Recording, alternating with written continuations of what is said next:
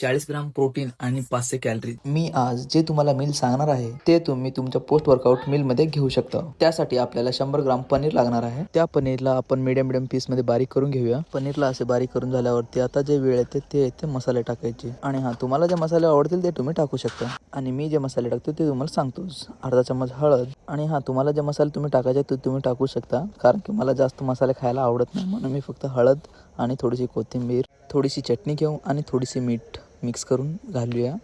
आणि ह्यांना चांगल्या पद्धतीने एकदम मिक्स करून घेऊया. आता वेळ आहे म्हणजे कांदा आणि टोमॅटो कापायचे. याला पण तुम्ही बारीक बारीक नीट कापून घ्या. हे सगळं कापून झाल्यावरती मला तर भावानं तव्यात बनवायला खूप आवडतं. मी तवा घेतोय, तुम्हाला जे पण घ्यायचं आहे ते तुम्ही घेऊ शकता. तर तव्यामध्ये थोडंसं तूप टाकून आपण कापून घेतलेले टोमॅटो आणि कांदा ह्यात टाकूया आणि भाजून घेऊया.